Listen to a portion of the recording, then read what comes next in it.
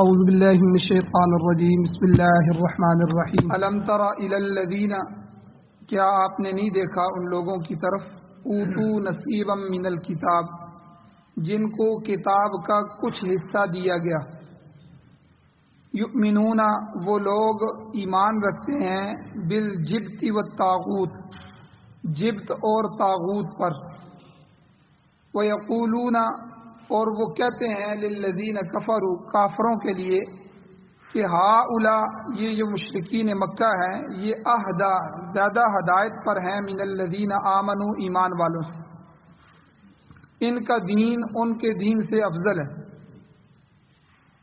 سبیلا راستے کے اعتبار سے، طریق کے اعتبار سے، دین کے اعتبار سے مشرکین کا دین ایمان والوں سے اعلیٰ ہے۔ اولئک الذین، اللہ کہتے ہیں یہی وہ لوگ ہیں کہ لعنہم اللہ، جن پر اللہ نے لعنت کی ہے، ومن یلعن اللہ، اور جس پر اللہ تعالیٰ لعنت کرتا ہے، فلن تجد له نصیرا، پس اے میرے محبوب آپ ہرگز ان کے لیے کوئی مددگار نہیں پائیں گے۔ ام لہم نصیب من الملک، یا وہ کس چیز کے سر پر یہ بات کرتے ہیں، کیا ان کے لیے کوئی ملک میں حصہ ہے، بادشاہی میں کوئی حصہ موجود ہے؟ اللہ کہتے ہیں فَإِذَن، بس اگر وہ ایسا ہوتا، ان کی اللہ کی اس بادشاہی اور اس زمین و آسمان میں کوئی حصہ ہوتا، تو لا یؤتون الناس نقیرا، تو وہ لوگوں کو ایک تل کے برابر بھی کوئی چیز نہ دیتے۔ سورۃ النساء سپارہ نمبر 5 آیت نمبر 51، 52 اور 53، 3 آیتیں آج کے درس میں تلاوت ہوئی ہیں۔ آپ نے ان کا ترجمہ سماعت فرمایا۔ ان آیات کا ایک درس پہلے گزر چکا ہے جمعرات والے دن، جس کا خلاصہ یہ ہے، شان نزول یہ ہے کہ جب حضور مدینہ تشریف لائے ہجرت کر کے، تو حضور علیہ السلام نے ایک میثاق فرمایا، ایک جو ہے نا میعاد فرمایا تمام قبائل سے، تو وہ معاہدہ میثاق مدینہ کے نام سے مشہور ہے، جس میں وہاں کے مشرکین تھے، وہاں کے یہودی تھے، اور جتنے بھی مشرک عرب قبائل تھے اور خود مسلمان، یہ سارے مل کے انہوں نے ایک معاہدہ کیا کہ ہر بندہ اپنے اپنے دین پر قائم رہتے ہوئے آپس میں اتفاق کریں، اتحاد کریں کہ ہم مدینے کی حفاظت کریں، باہر سے کوئی حملہ آور ہوا تو سب مل کر دفاع کریں۔ تو یہودیوں نے اپنا جو بڑا عالم تھا کعب بن اشرف، اس کو بھیجا کہ آپ جاؤ اور ہماری سب کی طرف سے دستخط کرو۔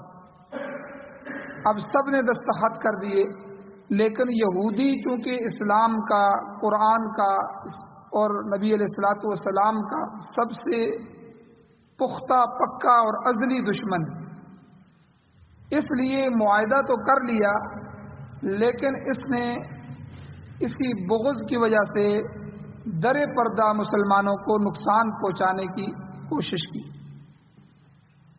اور دوسری طرف جو مشرکین مکہ تھے، وہ مسلمانوں سے ایک لڑائی لڑ چکے تھے، غزوہ بدر کی، اس میں ان کے 70 سردار بڑے بڑے مارے گئے، بہت نقصان ہوا، وہ پہلے ہی غصے میں تھے۔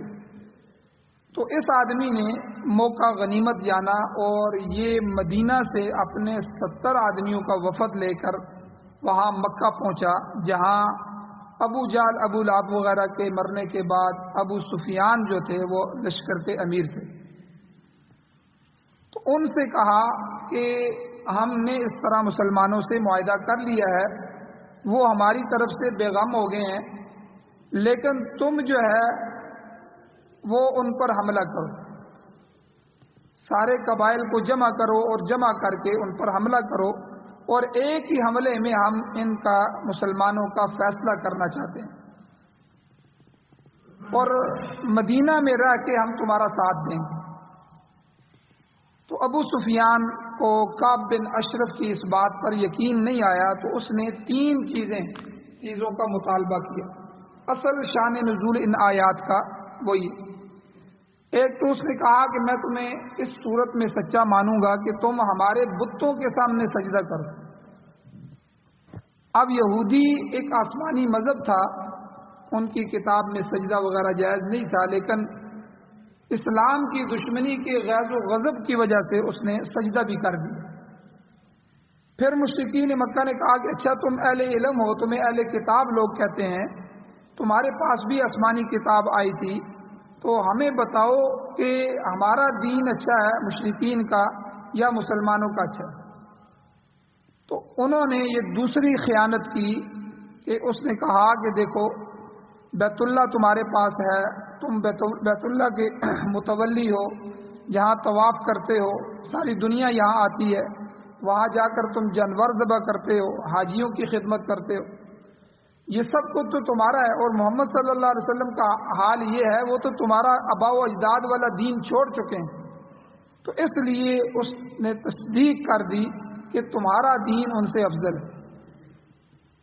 اور تیسرا انہوں نے کہا کہ مزید تسلی کے لیے کہ 30 آدمی ہمارے اور 30 آدمی تمہارے کعبۃ اللہ کے ساتھ چمٹ کر یہ قسمیں اٹھائیں گے اور عہد کریں گے کہ دونوں فریق مسلمانوں کے خلاف جنگ میں پوری کوشش بھی کریں گے اور ایک دوسرے کا ساتھ دیں گے اور تعاون کریں۔ چنانچہ کعب بن اشرف نے یہ شرط بھی قبول کر لی۔ تو اس پر اللہ تعالیٰ نے یہ آیات نازل فرمائی۔ اللہ کہتے ہیں الم تر الی الذین، کیا آپ نہیں دیکھتے ان لوگوں کی طرف اوتو نصیبا من الکتاب، جن کو کتاب میں سے کچھ حصہ دیا گیا۔ یہاں ایک سوال پیدا ہوتا ہے کہ ان کو تو پوری کتاب دی گئی تھی، تورات پوری کتاب ملی تھی، اللہ کہہ رہے ہیں کہ نئی کتاب میں سے کچھ حصہ ان کو دیا گیا۔ تو یہ بظاہر تضاد نظر آتا ہے کہ یہ چیز سمجھ نہیں آتی۔ تو مفسرین نے اس کا جواب دیا ہے کہ کتاب تو ان کو پوری ملی تھی، لیکن انہوں نے کتاب کے اندر خلط ملط کر دیا، کتاب کے الفاظ بدل دیے، رد و بدل کر دیا، تحریف کر دی، پورے باب انہوں نے کتاب میں سے ختم کر دیے۔ تو اس خلط ملط کے بعد اب ان کے پاس کچھ نہ کچھ حصہ ایسا موجود ہے جو اصل ہے، باقی سب جو ہے وہ تحریف شدہ ہے۔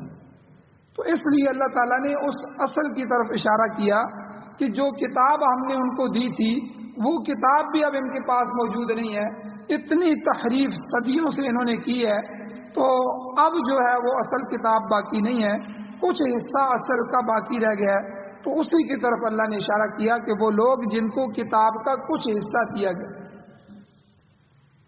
اب ان یہودیوں کی حالت کیا ہے؟ اللہ نے وہ حالت بیان فرمائی کہ یؤمنون بالجبت والطاغوت، چاہیے ان کو یہ تھا کہ یہ اللہ پر ایمان لے آتے، اللہ کے رسول پر ایمان لے آتے، قرآن پر ایمان لے آتے، یہ اپنی آخرت کی فکر کرتے، لیکن یہ تو جبت اور طاغوت کو پر ایمان لے آئے ہیں۔ اب جبت اور طاغوت کسے کہتے ہیں؟ جبت کا جو یہ لفظ ہے پورے قرآن مجید میں صرف ایک مرتبہ آیا اور اسی جگہ آیا جبت۔ البتہ طاغوت کا جو لفظ ہے یہ مختلف صورتوں میں تقریباً 7 مرتبہ آیا۔ اب جبت کا معنی عام مفسرین فرماتے ہیں کہ بت ہے، بتوں کے، اللہ کہتے ہیں یہ تو بتوں پر ایمان رکھنے والے ہیں، اور طاغوت کا معنی شیطان ہے۔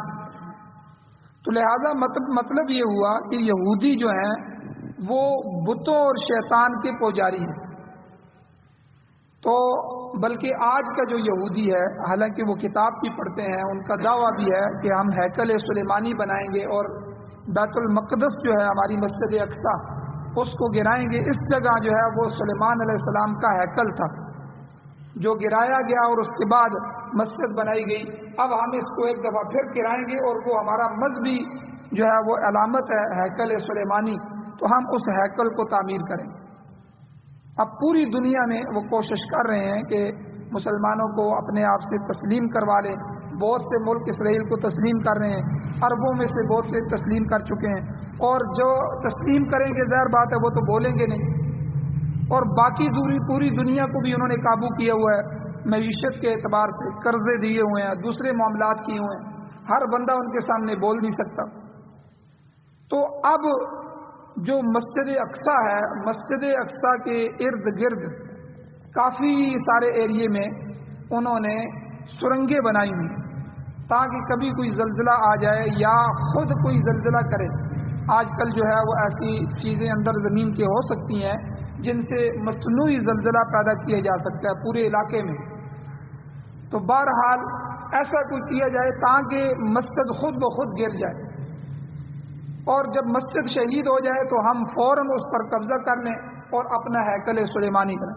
اب آپ نے دیکھا ہوگا ویڈیو میں کہ مسجد اقصیٰ کے ساتھ ایک دیوار ہے، دیوار گریہ اس کو کہتے ہیں یہودی، اور وہ اپنی کتابیں اٹھائے اس کے پاس اس طرح پڑھتے رہتے ہیں اور وہاں جا کے روتے رہتے ہیں اور کہتے ہیں بس اب سلیمان علیہ السلام جو ہمارے نبی تھے اور اس میں جو ہے وہی ایک دیوار بچی ہے، باقی اور کوئی چیز نہیں ہے. پورا ہیکل جو تھا وہ جو انہوں نے جنوں سے تعمیر کروایا تھا، اور قرآن مجید میں بھی اس کا تذکرہ آتا ہے، آج وہ موجود نہیں ہے، وہ مسجد کی جگہ تھا. اب مسجد کو گرنا ہی ہے، شہید ہی ہونا ہے، اور اس کی شہادت کے بعد جو ہے وہ ہم اپنا ہیکل بنائیں. تو بہرحال یہ اسلام دشمنی، تو اسلام دشمنی میں یہ سارے واقعات. تو یہاں بھی اللہ تعالیٰ نے فرمایا کہ ان کے پاس آسمانی کتاب تھی اور اس میں آخرت کا عقیدہ ہے، اللہ اور اس کے جو ہے رسولوں کا عقیدہ موجود ہے، لیکن اس کو چھوڑ کے یہ جبت اور طاغوت یعنی بتوں اور شیطان کی پوجا کر رہے ہیں. آج بھی دنیا میں سب سے زیادہ جو جادوگری ہے وہ یہودیوں کے اندر، جادو بھی اور نظر بندی اور اس طرح کے جو طلسم ہیں اور یہ ساری چیزیں ان کے اندر یہ مبتلا ہے. اور ظاہر بات ہے کہ ان چیزوں کے لیے شیطان کی پوجا کرنی پڑتی ہے، شیطان کا پجاری بننا پڑتا ہے، تو اس لیے یہ سارے کام یہودی کر رہے ہیں. تو یہاں مفسرین نے یہی معنی ان کا لیا ہے، اور اس میں جس طرح یہاں ان آیات کے شان نزول میں پتہ چلتا ہے کہ کعب بن اشرف اور اس کے ساتھیوں نے اسلام دشمنی کی وجہ سے مشرکین مکہ کے کہنے پر جو ہے وہ سجدہ بھی کر لیا بتوں کو. تو یہاں اللہ نے یہ اشارہ کیا کہ یؤمنون بالجبت والطاغوت، یہ یہودی جو ہے وہ اللہ اور اس کے رسول پر ایمان نہیں لاتے، بلکہ ان کا ایمان بتوں اور جو ہے شیطان پر. اور اسی طرح طاغوت جو ہے یہ طغوا کے معنی سے، جس کا معنی ہوتا ہے سرکش ہو کر حد سے بڑھ جانا، یہ شیطان پر ہی صادق آتا ہے. بعض حضرات فرماتے ہیں کہ حبشی زبان میں، حبشہ کی زبان میں جو طاغوت ہے وہ شیطان کو ہی کہتے ہیں. تو بہرحال اسی ضمن میں جبت کا ایک معنی مفسرین نے سحر بھی کیا ہے، جادو بھی. اور اسی ضمن میں یہودیوں کا جو حال ہے جادو کے ضمن میں سورہ بقرہ میں پیچھے بیان ہو چکا ہے کہ انہوں نے اللہ تعالیٰ کی کتاب کو پس پشت ڈال دیا اور سحر اور جادو حاصل کرنے میں لگ گئے. قرآن کہتا ہے وَاتَّبَعُوا مَا تَتْلُو الشَّيَاطِينُ عَلَى مُلْكِ سُلَيْمَانَ، انہوں نے اتباع کی وَاتَّبَعُوا مَا ان چیزوں کی کہ تتلو الشیاطین جو شیطان تلاوت کرتے ہیں، شیاطین جو پڑھتے ہیں وہ انہوں نے پڑھنا اور سننا سیکھ لیا علی ملک سلیمان، سلیمان علیہ السلام کی بادشاہت میں. چونکہ سلیمان علیہ السلام کے زمانے میں جادو بہت مشہور تھا، تو اس لیے ہر دوسرا تیسرا بندہ وہ جادو کے اندر مبتلا تھا. تو اس لیے اللہ تعالیٰ نے اشارہ فرمایا قرآن مجید میں، بلکہ واضح فرمایا کہ وہ سلیمان علیہ السلام کی تعلیمات سیکھنے کی بجائے شیاطین سے جا کر جادو سیکھ رہے. تو اسی طرح جو ہے سیرت کی معروف کتاب ہے، ان کی مؤلف امام ابن الشام رحمہ اللہ فرماتے ہیں کہ الجبت عند العرب ما عبد من دون اللہ، کہ عربوں کے نزدیک ہر وہ چیز جبت کے اندر آتی ہے کہ اللہ کے سوا جس کی پوجا کی جائے. دنیا میں جتنی بھی چیزیں جن کی پوجا کی جا رہی ہے، جن کی عبادت کی جا رہی ہے، ہندو جو ہے وہ بتوں کی پوجا کرتے ہیں. اسی طرح گائے کو وہ ماتا کہتے ہیں، گائے کے پجاری بھی ہیں، اس کا پیشاب بھی پیتے ہیں. تو اسی طرح کچھ لوگ جو ہیں وہ سورج کی پوجا کرتے ہیں. کچھ دنیا میں ایسے لوگ ہیں جو آگ کے پجاری ہیں. تو طرح طرح کے لوگ ہیں جنہوں نے معبودان باطلہ بنائے ہوئے ہیں. تو عربوں کے ہاں جبت ہر اس چیز کو کہتے ہیں اللہ کے سوا جس کی پوجا کی جائے، جس کو پجاری بنا جائے، جس کو معبود بنایا جائے. اور طاغوت ہر اس چیز کو کہتے ہیں کل ما اضل من الحق، جو راہ حق سے گمراہ کر دے، اصل راہ سے ہٹا دے، تو اس کو کہتے ہیں. اور اسی طرح سورہ نحل میں موجود ہے کہ اللہ تعالیٰ نے اپنے ہر نبی کو حکم دیا ان اعبدوا اللہ واجتنبوا الطاغوت، کہ اللہ کی عبادت کرو اور طاغوت کی پوجا نہ کرو، یعنی نبیوں کو اللہ نے فرمایا۔ تو گویا کہ ہر سرکش اور حق سے گمراہ کرنے والا وہ طاغوت ہے، چاہے وہ شیطان ہو، چاہے وہ جن ہو، چاہے وہ انسانوں میں سے ہو یا کوئی دوسری شخصیت ہو۔ اسی طرح اللہ تعالیٰ نے فرمایا کہ جو ملوک ہوتے ہیں، بادشاہ اکثر طاغوت کی نمائندگی کرتے ہیں۔ یہ جو ہمارا نظام ہے نا، یہ جمہوریت بھی کفری اور طاغوتی نظام ہے، یاد رکھیں، یہ ہمارا اسلام کا نظام نہیں ہے۔ جو لوگ جمہوریت میں آ رہے ہیں، جمہوریت کو ووٹ دیتے ہیں، یہ اصل میں برطانیہ کا نظام ہے، انگریزوں کا نظام ہے جمہوریت۔ ہمارا جو نظام ہے وہ خلافت کا نظام ہے۔ تو اسی طرح یہ جتنے بھی نظام ہیں، یہ ساری کی ساری چیزیں طاغوت کے اندر آتی ہیں۔ اب جو اس سسٹم میں کام کر رہے ہیں، جمہوریت میں کام کر رہے ہیں، جمہوریت کے ذریعے کبھی بھی اسلام نہیں آ سکتا۔ جو زیادہ لوگ رائے دیں گے اسی پر فیصلہ کیا جائے گا۔ اب آپ دیکھیں پچھلے دنوں میں جو ٹرانسجینڈر بل پاس ہوا تھا کہ کوئی مرد اپنی مرضی سے عورت بن سکتا ہے، کوئی عورت اپنی مرضی سے مرد بن سکتی ہے، بلکہ اگر کوئی حقیقی مرد اور عورت نہیں بدلنا چاہتے، آپس میں اپنی جنس کو نہیں بدلنا چاہتے، تو وہ کاغذی طور پر بھی اپنے آپ کو بدل سکتے ہیں۔ اس کا پہلا نتیجہ ابھی سامنے آیا ہے کہ ایک مرد نے اپنے، رحیم یار خان کا مرد ہے، اس نے اپنا نام جو ہے کاغذات میں عورت کے نام سے چینج کر دیا۔ اب جب وہ چینج کر دیے تو اب اس نے اسی بیس پر پولیس کے اندر اپنی درخواست دی اور ٹریننگ شروع کر دی۔ اب ظاہر بات ہے کہ کاغذوں میں وہ عورت تھی تو اب اس کو عورتوں کے ساتھ ٹریننگ کرانا شروع کر دے گا۔ تو اب اسی دن جو پولیس کی عورتیں تھیں انہوں نے شور شروع کر دیا کہ یہ تو مرد ہے، تم نے اس کو ہمارے درمیان لیا، لیکن قانون کہتا ہے کہ یہ تو کاغذوں میں عورت ہے۔ اب دیکھیں ایسا قانون پاکستان میں ابھی پاس ہوا ہے 1 مہینہ پہلے، اور اس کے اور کئی نتیجے بھی سامنے آ رہے ہیں۔ تو بہرحال اب دیکھیں یہ کس وجہ سے ہوا، یہ جمہوریت کی وجہ سے ہوا کہ انہوں نے اسمبلی میں پیش کیا کہ یہ بات ہونی چاہیے کہ نہیں ہونی چاہیے۔ اب قرآن و سنت کو دور کر کے، پس سے پشت ڈال کے، اللہ اور اس کے رسول کے حکم کو دور کر کے اور اسے نہ مانتے ہوئے آپس میں انہوں نے کہا جی رائے دو، ہم عوام کے نمائندے ہیں، عوام نے ہمیں چن کے اسمبلی میں بھیجا ہے، اس لیے پارلیمانی نظام جو ہے اب پارلیمنٹ میں اس پر بحث کی جائے۔ اب جب بحث کی گئی تو زیادہ جو اکثریت تھی، جو ہے تینوں پارٹیاں جو بظاہر آپس میں دشمن بنی ہوئی ہیں، تینوں کی تینوں پارٹیوں نے جو ہے مشترکہ ہو کے اس پر جو ہے وہ ووٹ دیے۔ اب وہ کثرت جب ہوگی، جمہور نے کہہ دیا، اب وہ پاس ہو گئے۔ اور یہی یورپ میں ہوا تھا کہ اس میں جو قوم لوط کا عمل ہے کہ مردوں کی مردوں کے ساتھ شادیاں، عورتوں کی عورتوں کے ساتھ، اب وہ جو لوگ چھپے ہوئے بیٹھے تھے انہوں نے احتجاج شروع کر دیے اور اپنے نمائندے اسمبلی میں بھیجے۔ اب جب وہ وہاں گئے تو انہوں نے وہاں جا کے آواز لگائی کہ بھائی ہمیں آزادی حاصل ہونی چاہیے، یہاں ہمارے ملک میں آزادی ہے، جب ہم اپنی مرضی سے جو ہے ہم کسی مرد کسی عورت سے نکاح نہیں کرنا چاہتا، جب ہم عورت سے ہی کرنا چاہتی ہے، مرد سے کرنا چاہتی ہے تو ہمیں اجازت دی جائے، اس کے لیے قانون سازی کی جائے۔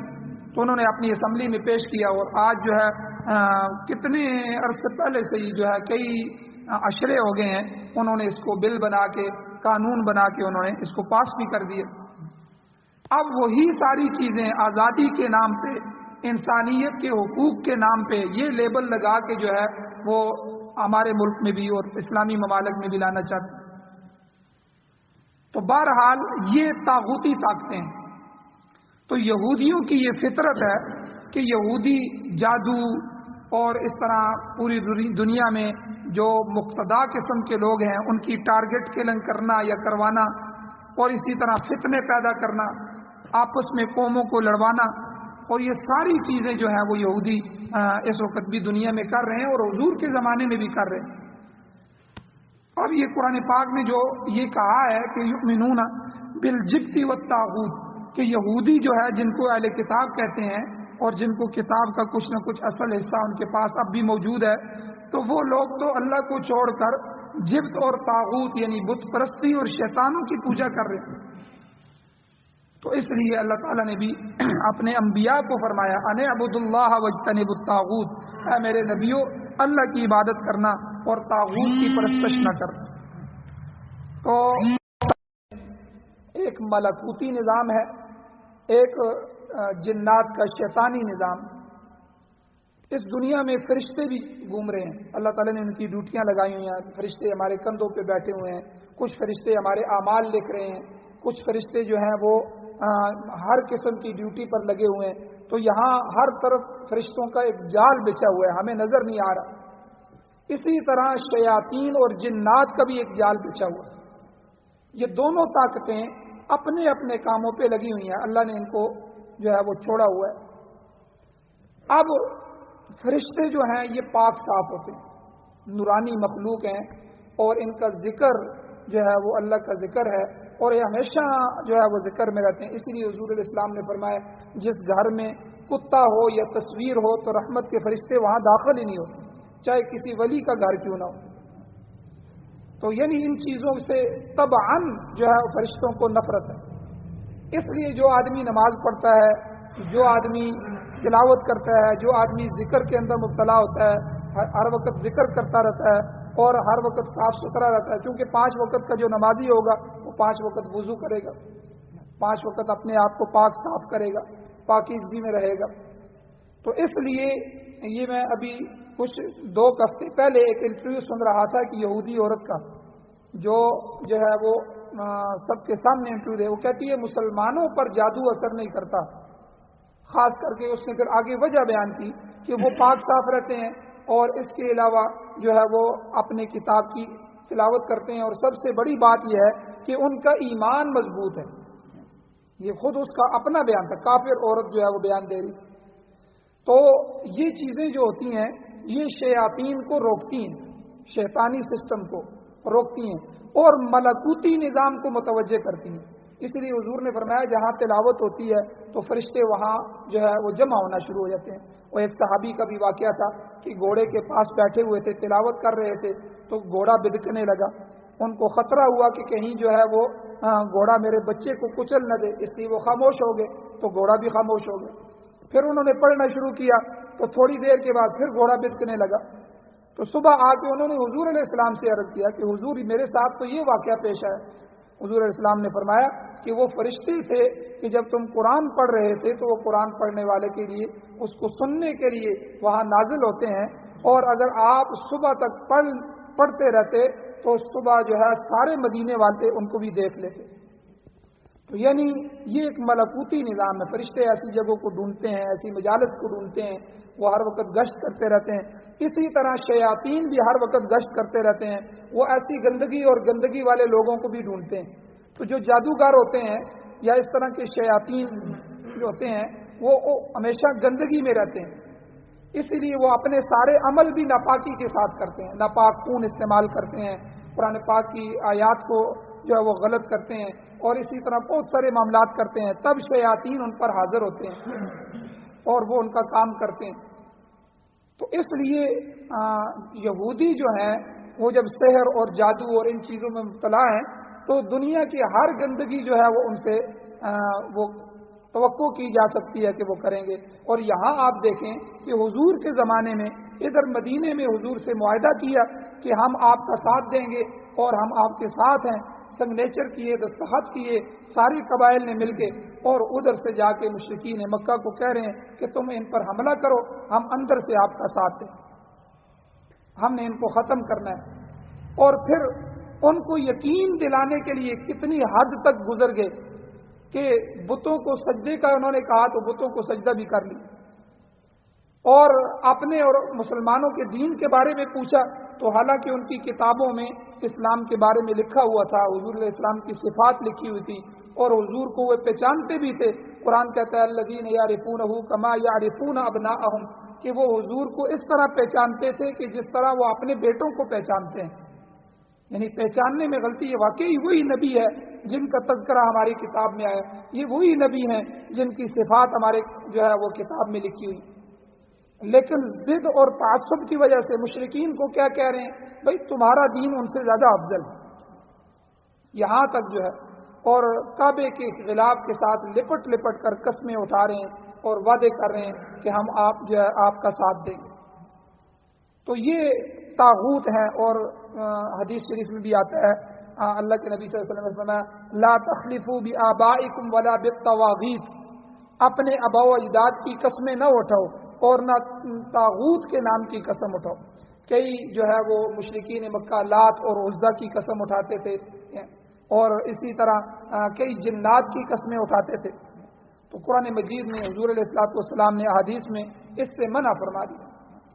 تو باقی کچھ مسائل اور بھی ہیں انشاءاللہ اگلے درس میں بیان کیے جائیں گے۔ اللہ تعالیٰ سے دعا ہے اللہ عمل کی توفیق عطا فرمائے، آمین۔ الحمد للہ رب العالمین والعاقبۃ للمتقین، والصلاۃ والسلام علی رسولہ النبی الأمی الکریم۔ یا اللہ ہماری کمیوں کوتاہیوں کو معاف فرمائیے، درگزر فرمائیے، صغیرہ کبیرہ گناہوں کو معاف فرمائیے۔ یا اللہ ہر قسم کے سرکش انسان ہوں یا جنات ہوں، شیاطین ہوں، یا اللہ ان سے محفوظ فرمائی، ہماری اولادوں اور نسلوں کو محفوظ فرمائی، تمام امت مسلمہ کو محفوظ فرمائی۔ یا اللہ اپنی یاد نصیب فرمائی، اپنا ذکر نصیب فرمائی، اللہ اپنی توجہات نصیب فرمائی۔ یا اللہ ہم بہت گناہ گار ہیں، ہماری گناہ گاری کو معاف فرمائی۔ یا اللہ ہمارے گناہوں پر پردہ ڈالی، یا اللہ دنیا میں آپ نے پردہ ڈالا ہے، آخرت میں بھی پردہ پوشی فرمائی۔ یا اللہ ہمیں توبہ کرنے کی توفیق عطا فرمائی، ہمارے اسلامیہ شریعہ خلافت راشدہ قرآن و سنت کا نظام نصیب فرمائی۔ یا اللہ جتنے بھی جمہوریت اور کمیونزم، سوشلزم، دہریت، لبرلزم اور اس طرح کے جتنے نظام پوری دنیا میں کام کر رہے ہیں، یا اللہ سب باطل نظاموں کو ختم فرمائیے، اپنا قرآن و سنت کا نظام ہمیں نصیب فرمائیے۔ بیماروں کو شفا عطا فرمائیے، اللہ پریشان حالوں کی مدد فرمائیے، جو حضرات ایمان کی حالت سے اس دنیا سے جا چکے ہیں یا اللہ ان سب کی بخشش فرمائیے، بلند درجات عطا فرمائیے۔ صلی اللہ تعالی علی خیر خلقہ محمد وآلہ وصحبہ اجمعین برحمتک یا ارحم الراحمین۔